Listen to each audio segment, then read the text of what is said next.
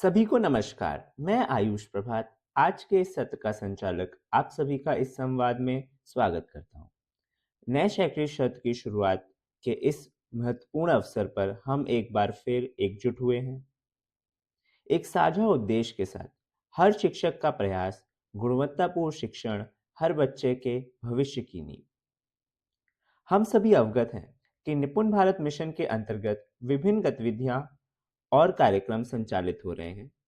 वर्तमान समय में दो प्रमुख घटक हमारे विशेष ध्यान के केंद्र में हैं: विद्या प्रवेश कार्यक्रम तथा पुनरावृत्ति आधारित शिक्षण। आज के सत्र में हम निपुण सूची आधारित कैलेंडर तथा इस तिमाही की रणनीतियों के क्रियान्वयन की जानकारी आप सभी के साथ साझा करेंगे, ताकि हम सभी मिलकर यह सुनिश्चित कर सकें कि कक्षा 1 से 3 के सभी बच्चे भाषा एवं गणित में ठोस नींव की स्थापना हो सके।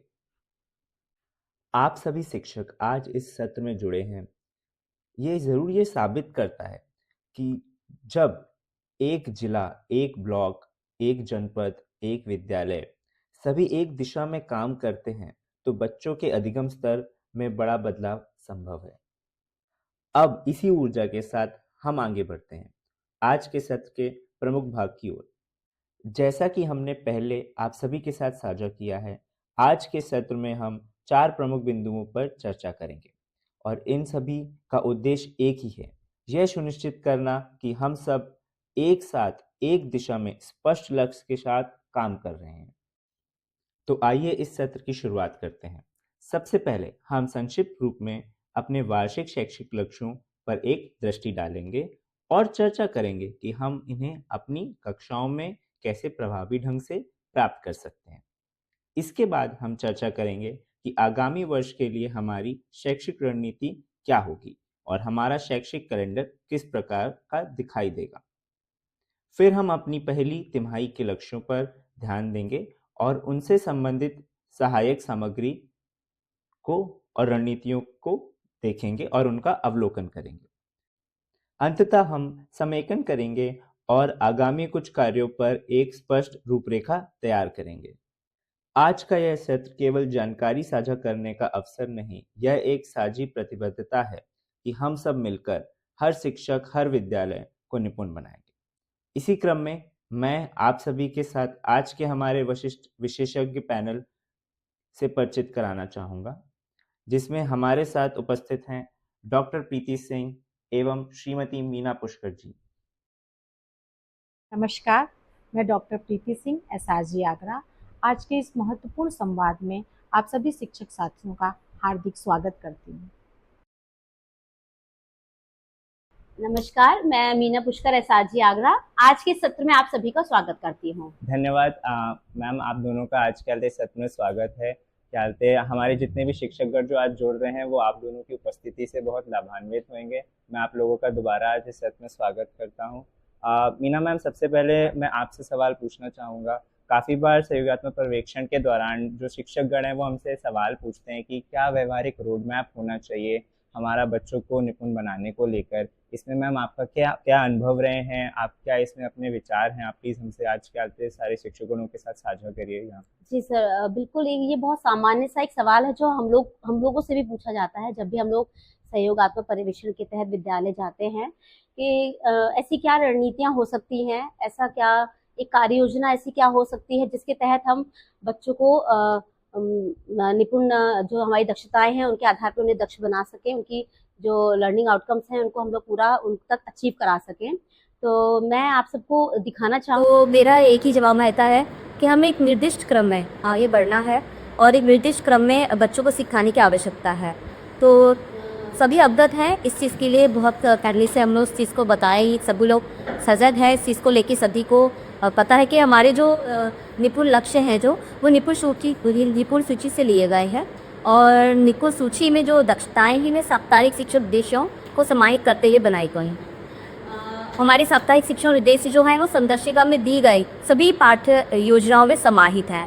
यदि हम शिक्षक का संदर्शिका जो है उसका प्रतिदिन उसकी शिक्षण योजना पर अध्ययन करते हुए वो अगर हम लोग को प्रति इसको फॉलो करते हैं, शिक्षण संदर्शिकाओं पर प्रयोग करते हम शिक्षण योजनाओं को प्रति करते हैं, तो कहीं ना कहीं हम बच्चों को कुछ शिक्षण दक्षताओं पे निपुण बनाने में समर्थ होगा। और जो हमारे प्रयास हैं, जो हमारी जो समस्याएं हैं, हम लोग उससे अवगत हो पाएंगे। उनका समाधान हमारा जो एक शिक्षण संदर्शिका में बहुत अच्छे से दिया गया है कि किस तरीके से आप एक छोटी छोटी दक्षताओं को लेकर एक रणनीति तैयार कर सकते। धन्यवाद मीना मैम, आपने संदर्शिका में दी गई क्या जो प्रारूप है, जो रणनीतियां हैं, उनको बहुत ही विस्तृत रूप से आज हमारे शिक्षकगण के सामने इसको समझाया है। मैं प्रीति मैम आपसे एक सवाल पूछना चाहता हूँ। आप भी काफ़ी बार सहयोगात्मक पर्यवेक्षण में जाती हैं, आपका भी बहुत अनुभव होगा विद्यालयों में जो शिक्षण कार्य होता है उसको लेके। मैम मैं आपसे ये समझना चाहता हूँ कि क्या आप किसी उदाहरण के साथ ये समझा सकती हैं क्या हमारे शिक्षकगण को कि अगर हम शैक्षिक कार्य सही क्रम में नहीं कराते हैं तो उसके क्या परिणाम होते हैं? जी सर, बिल्कुल। मैंने भी सहयोगात्मक जब पर्यवेक्षण करती हूँ उस दौरान, और जब विशेष रूप से जब मैं मूल्यांकन करती हूँ, तो मैंने ये पाया है कि जो कुछ बच्चे हैं वो अक्सर गलतियां करते हैं।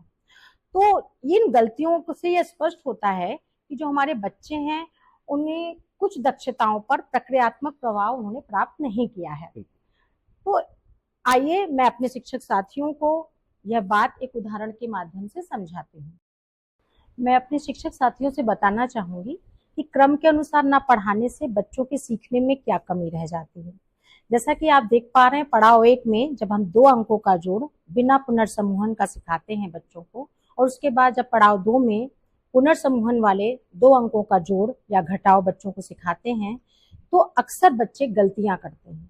इसका कारण यह है कि हम बच्चों को इकाई से दहाई की जो अवधारणा है, पड़ाव 1 में जैसा कि आप देख पा रहे हैं 10 बनाना, यानी इकाई से दहाई, 10 इकाई से दहाई बनाने की जो अवधारणा है, उस पे हम बच्चों को जोड़ का अभ्यास नहीं कराते हैं, कराना भूल जाते हैं। और यही कारण है कि अधिकांश छात्र जो है पड़ाव 1 से जब पड़ाव 2 पर जाते हैं, उन्हें बहुत सी कठिनाइयों का सामना करना पड़ता है, क्योंकि पुनर्समूह के प्रश्न हल करने के लिए स्थानीय मान का पूर्व ज्ञान होना बहुत आवश्यक है। शिक्षक संदर्शिका में इस क्रम का विशेष रूप से ध्यान दिया गया है। इसीलिए मैं सभी शिक्षक साथियों से अनुरोध करना चाहूंगी कि जब भी वे किसी भी विषय का, भाषा या गणित का शिक्षण अपनी कक्षा में कराएं, तो शिक्षक संदर्शिका के आधार पर कराएं, क्योंकि शिक्षक संदर्शिका में सभी दक्षताओं का जो एक क्रम है वह बहुत स्पष्ट रूप से दिया गया है।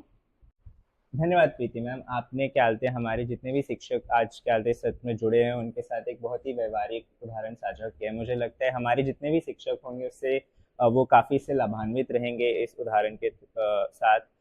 ये चीज़ तो मैंने भी काफ़ी बार आकलन के दौरान पाई है कि हमारे जो बच्चे हैं वो काफ़ी बार जो कैरी वाले सवाल होते हैं या जो पूर्ण समूहन के सवाल होते हैं, रीग्रुपिंग के सवाल हैं, उनमें अवधारणाएं आती हैं, उनको कठिनाई आती है इन सवाल को करने में। तो धन्यवाद, आपने इसके बारे में जरूर साझा किया। इसी को ध्यान में रखते हुए हमने जनपद स्तर पे नवाचार करते हुए एक निपुण सूची आधारित शैक्षिक कैलेंडर तैयार किया है। मीना मैम, मैं आपसे अनुरोध करूंगा कि आप सभी जो शिक्षकगण आज जो जुड़े हुए हैं उनके साथ एक शैक्षिक कैलेंडर साझा करें और इसके बारे में जानकारी उनको बताएं। जी बिल्कुल सर, सभी शिक्षक साथियों को मैं अवगत कराना चाहूंगी कि हमने निपुण टीम के साथ मिलकर प्रमुख दक्षताओं पर एक शैक्षिक कैलेंडर तैयार किया है, जिसमें वर्ष को 4 तिमाहियों में विभाजित किया गया है और सभी प्रमुख दक्षताओं को त्रैमासिक प्राथमिकताओं के आधार पर विभाजित किया गया है। इसके अंतर्गत प्रत्येक तिमाही में संदर्शिका एवं कार्य पुस्तिका का संदर्भ एवं नियमित उपयोग की जानकारी प्रदान की गई है। इसका उद्देश्य यह सुनिश्चित करना है कि कक्षा कक्ष में शिक्षण पूरी तरह से लक्ष्य आधारित हो एवं प्रभावी हो। तो जो हमारी तिमाहियां हैं वो इस प्रकार होंगी। पहली तिमाही जो हमारी होगी वह अप्रैल से जून तक होगी, दूसरी तिमाही हमारी जुलाई से सितंबर होगी, तीसरी तिमाही हमारी अक्टूबर से दिसंबर, और जो लास्ट तिमाही हमारी होगी वह हमारी जनवरी से मार्च की होगी। इस तिमाही का हमारा 1 पेजर साझा कर देंगे, और यह 1 पेजर आपको इस माह की जो BLHM मीटिंग है उसके माध्यम से आपको प्राप्त हो जाएगा।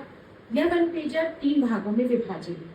पहला तिमाही की केंद्रीय दक्षताएं, दूसरा कक्षा कक्ष में पढ़ाते समय ध्यान रखने वाले मुख्य 3 बिंदु, और तीसरा है हमारा बहुत इम्पोर्टेंट संदर्शिका और कार्यपुस्तिका का संग्रह। जो पहला हमारा भाग है तिमाही की केंद्रित दक्षताएं। इसके अंतर्गत भाषा में हम 3 मेन दक्षताएं जो हैं मौखिक भाषा की अभिव्यक्ति, पठन और लेखन, इन दक्षताओं पर काम करेंगे। दूसरा जो हमारा भाग है कक्ष में पढ़ाते समय ध्यान रखने वाले 3 मुख्य बिंदु। इसके अंतर्गत कक्षा 1 के शिक्षक द्वारा जिन शिक्षण तकनीकों का अनुपालन अनिवार्य रूप से किया जाना है वे इस प्रकार। विद्या प्रवेश कार्यक्रम में दिए गए हर दिन के 7 चरणों का पालन सुनिश्चित किया जाए। निर्धारित भाषा चरण के दौरान बच्चों को अपनी कॉपी में आवश्यकता अनुसार अभ्यास कराना आवश्यक है। और तीसरा, ग्रीष्म अवकाश से पूर्व निर्धारित पाठ्यक्रम को पूर्ण कराया जाना अनिवार्य। इसी क्रम में कक्षा 2 के लिए अनिवार्य शिक्षण तकनीकें इस प्रकार। प्रत्येक कक्षा में संदर्शिका के अनुसार निर्धारित 3 कालांशों को पढ़ाया जाए। निर्धारित कालांश के दौरान कार्यपुस्तिका का प्रयोग एवं बच्चों को अभ्यास कराना सुनिश्चित किया जाए। प्रति सप्ताह साप्ताहिक आकलन किया जाए एवं उसके आधार पर बच्चों को समूहों में विभाजित किया जाए। समूह 1 के साथ रिमीडियल कार्य या। धन्यवाद प्रीति मैम, आपने कक्षा 1 एवं कक्षा 2 के वन पेजर को काफी विस्तृत रूप से समझाया हमारे शिक्षकों को। मैं सभी शिक्षकों को बताना चाहूंगा कक्षा 3 का वन पेजर भी कुछ इसी प्रकार से बनाया गया है, जो कि 3 भागों में विभाजित है। तिमाही के केंद्रित दक्षताएं, कक्ष में पढ़ते समय ध्यान रखने वाली 3 मुख्य बिंदु एवं संदर्शिका और कार्यपुस्तिका के संदर्भ। कक्षा 3 के शिक्षकों द्वारा इन नियमित तकनीकों का कक्षिक प्रक्रिया के दौरान अनुपालन करना अनिवार्य रहेगा। प्रत्येक कक्षा में संदर्शिका के अनुसार निर्धारित 3 कालांशों से पाठ पढ़ाए जाएं। निर्धारित कालांश के दौरान कार्यपुस्तिका के उपयोग बच्चों के अभ्यास पे ध्यान दिया जाए। प्रति सप्ताह साप्ताहिक आकलन करके बच्चों का समूह विभाजन किया जाए एवं समूह ए के बच्चों के साथ रिमीडियल कार्य किया जाए। इसी के साथ मैं हमारे पैनल में मौजूद दोनों विशिष्ट विशेषज्ञों का धन्यवाद करता हूं कि उन्होंने आज हमारे शिक्षकों के साथ ये संवाद किया। धन्यवाद प्रीति मैम और मीना मैम, आप दोनों ने जिस स्पष्टता से और व्यवहारिक उदाहरणों के साथ शिक्षण की रणनीतियां और निपुण योजनाओं को हमारे सामने प्रस्तुत किया, वह निश्चित रूप से हमारे सभी शिक्षक साथियों के लिए मार्गदर्शन सिद्ध होगी। अब हम संक्षेप में निपुण सूची आधारित त्रैमासिक शिक्षक शैक्षिक कैलेंडर के कुछ मुख्य बिंदु पर ध्यान देंगे। यह कैलेंडर मुख्यतः 3 भागों में विभाजित है। प्रथम भाग तिमाही की समरेखा, द्वितीय भाग छात्रों के लिए तिमाहीवार लक्ष्य, तीसरा भाग शिक्षकों के लिए महत्वपूर्ण जानकारी। इसी क्रम में मैं आप सभी को बताना चाहूँगा, पूरे वर्ष की 25 सप्ताह की शिक्षण अवधि को 4 तिमाहियों में विभाजित किया गया है। प्रत्येक तिमाही में छात्र द्वारा सीखी जाने वाली प्रमुख दक्षताओं की पहचान की गई है। लक्ष्यों के अनुसार दक्षताओं को प्राथमिकता दी गई है, जिससे शिक्षण कार्य केंद्रित और प्रभावी हो सके। शिक्षकों के लिए संदर्शिका एवं कार्यपुस्तिका के अनिवार्य उपयोग से जुड़ी स्पष्ट निर्देश एवं प्रमुख शिक्षण बिंदु दिए गए हैं। प्रत्येक तिमाही में छात्र और शिक्षक के फोकस एरिया को वन पेजर के माध्यम से विस्तृत रूप में साझा किया गया है। अब मैं इसी क्रम में डीसी ट्रेनिंग जनपद आगरा श्री राहुल गुप्ता सर को आमंत्रित करता हूं, जो कि इस सत्र के समापन से पूर्व आप सभी के साथ कुछ महत्वपूर्ण संवाद करेंगे। श्री राहुल गुप्ता सर। जैसा कि एसआरजी टीम ने आपको अवगत कराया है कि इन लक्ष्यों को प्राप्त करने के लिए प्रत्येक तिमाही कुछ सहायक सामग्री आप लोगों के बीच में साझा की जाएगी। हर तिमाही की शुरुआत में यूट्यूब के माध्यम से एक ओरिएंटेशन सत्र आयोजित किया जाएगा, जिसका उद्देश्य होगा कि एक ही समय पर एक ही मंच से सभी शिक्षक तक सटीक और समान जानकारी पहुंचना। इस सत्र के पश्चात व्हाट्सएप के माध्यम से वन पेजर दस्तावेज सभी शिक्षकों तक साझा किया जाएगा, जो कक्षा की दैनिक प्रक्रियाओं को सुव्यवस्थित करने में सहायक होगा। सत्र के उपरांत जनपद एवं ब्लॉक स्तरीय जो व्हाट्सएप समूह हैं, उन पर एक गूगल फॉर्म आधारित एक क्विज साझा की जाएगी, जो हमारी प्रगति और सुधार क्षेत्रों की पहचान में मदद करेगा। सभी प्रधानाध्यापक, अध्यापक एवं शिक्षा मित्रों से मेरी अपेक्षा है कि वे इसे भरने का कष्ट करें। मुझे पूरी आशा है कि हम सब मिलकर हमारे सामूहिक प्रयासों से हम निपुण लक्ष्यों को समय के अनुसार प्राप्त कर लेंगे। मैं पुनः आपके नए अकादमिक सत्र की शुभकामनाएं प्रेषित करता हूं। धन्यवाद।